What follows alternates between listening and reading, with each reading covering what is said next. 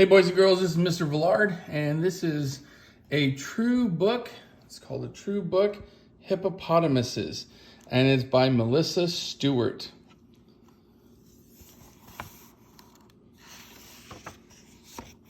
Hippopotamuses, a true book by Melissa Stewart.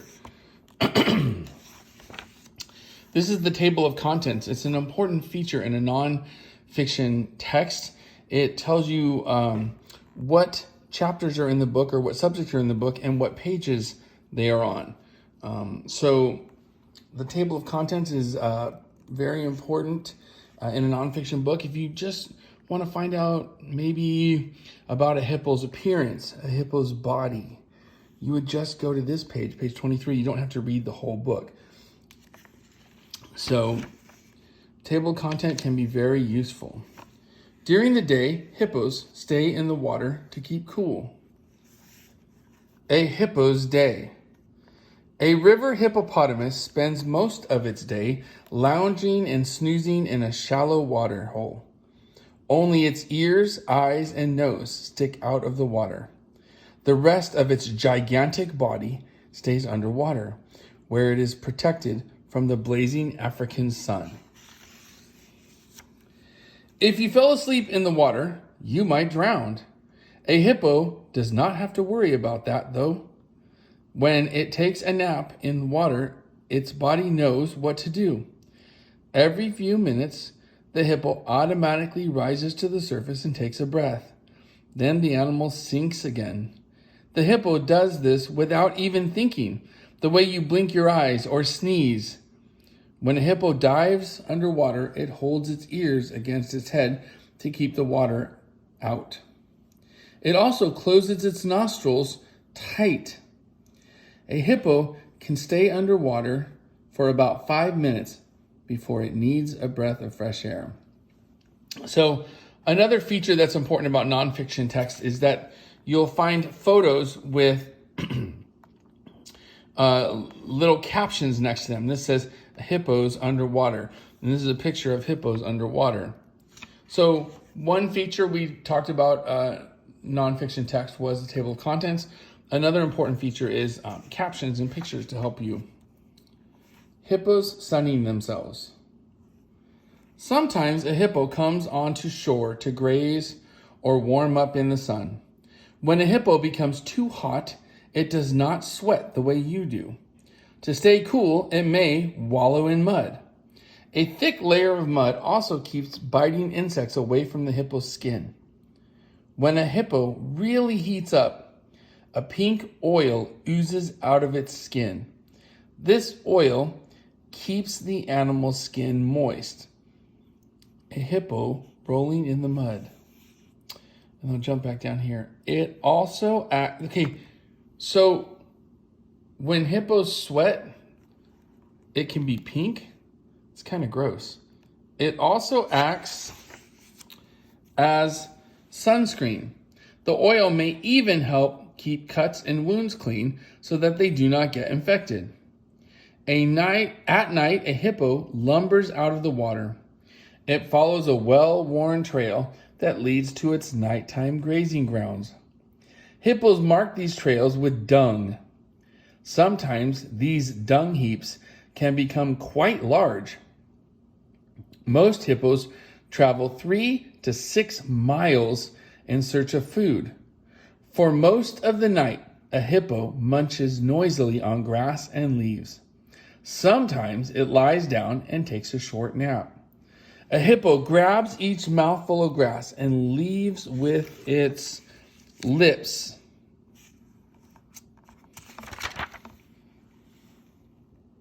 So a hippo grabs each mouthful of grass or leaves with its lips. So this is giving me information about their diet. They are herbivores. They eat plants and grass. Then the animal swings its head from side to side until it tears the plant free. The hippo uses its giant tongue to move the food to the back of its mouth. So right here, we're learning about a structure that the hippo has. One, it has a giant head, and it uses its giant head to rip the plants out of the ground. Also, it has a giant tongue that it uses to move the food to the back of its mouth. It grinds the food with its teeth and then swallows. And just before sunrise, the hippo traces its trail back to the water. It finds its way by following the scent of its own dung. All about hippos. The river hippo is one of the largest animals on land. A hippo may be up to 4.6 feet tall at the shoulder and 16.6 feet long. Most hippos weigh about 3,300 pounds, but some weigh more than 9,000 pounds. That's more than the weight of 3 cars. Hippos have lived on Earth for more than 25 million years. Until about 10,000 years ago, they were common throughout Asia, Africa, and Central Europe. Today, they are found only in a few parts of Africa. The name hippopotamus comes from 2 Greek words that mean river horse. A hippo does not have much in common with a horse, though it is more closely related to pigs, camels, and giraffes. All of these animals eat mainly plants and have even number of toes on each foot. An even number of toes. That's interesting. This is another feature of a nonfiction text. This is a map, and the map key gives you information. The green areas are where pygmy hippos live, and the orangish areas are where river hippos live. And this is a map of Africa, so you can see on the map that there's a large area where river hippos live, and a little bit of river hippos live over here as well. But there's only a small portion where pygmy hippos live. But maps are very helpful, and they're an important feature in a nonfiction text. Like camels and giraffes, hippos have an even number of toes. That's interesting. Camels and giraffes have 2 toes on each foot. A hippo has 4 toes on each foot. The stretchy skin between a hippo's toes helps it swim. When a hippo steps onto land, its toes spread out wide so that the huge animal can support all of its weight. Pads on the bottom of each soften the impact of the hippo's heavy footsteps. A hippo and a horse do have some things in common.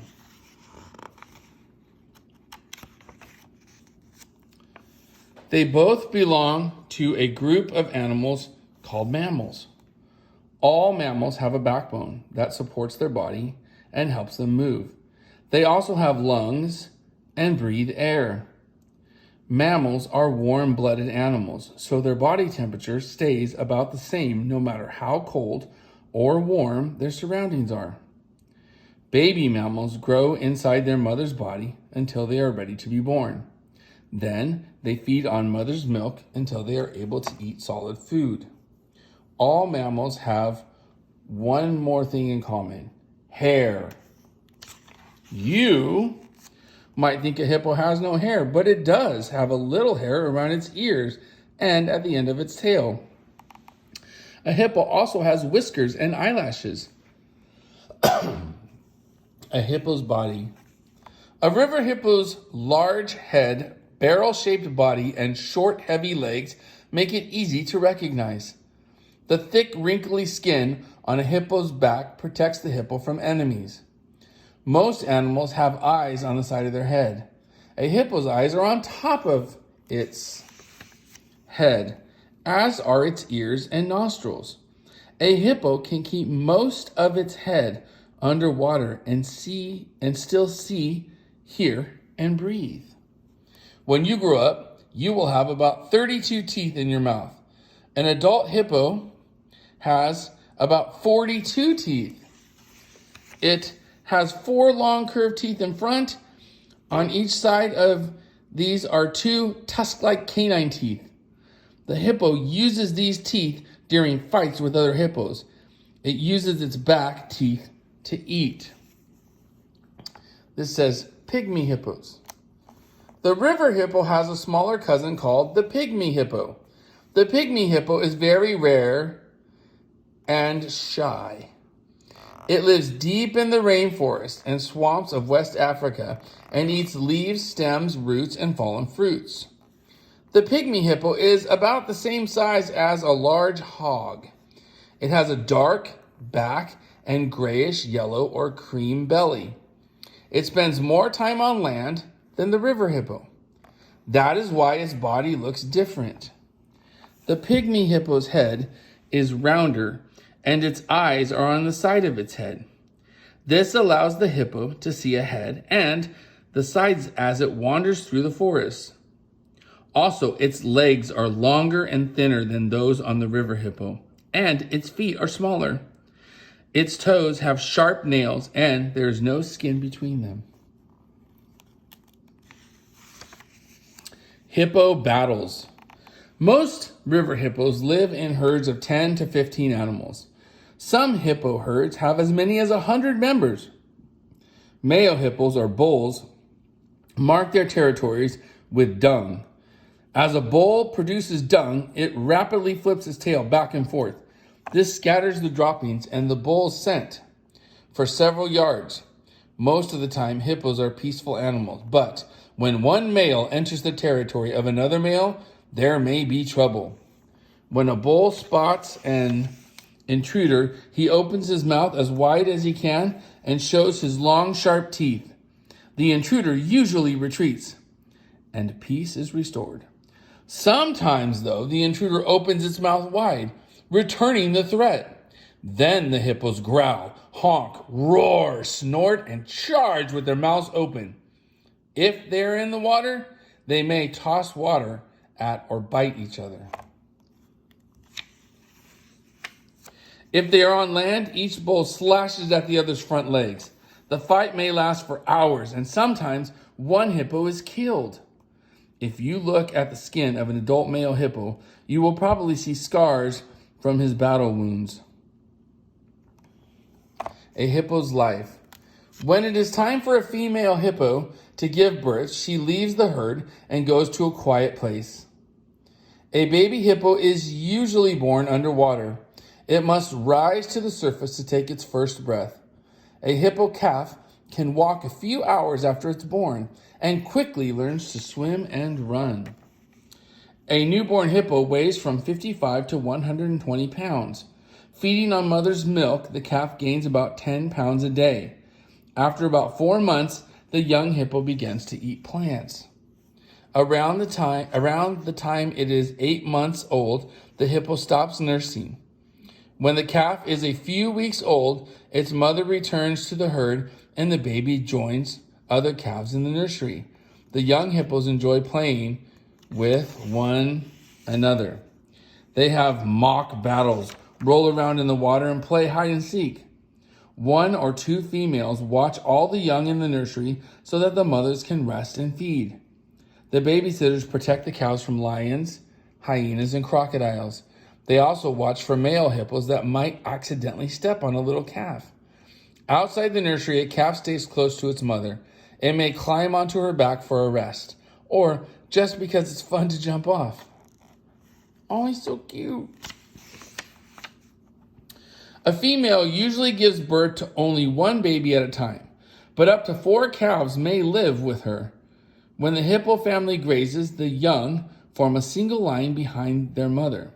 The youngest calf is always closest to its mother. If one of the calves misbehaves, the mother bumps it with her huge head.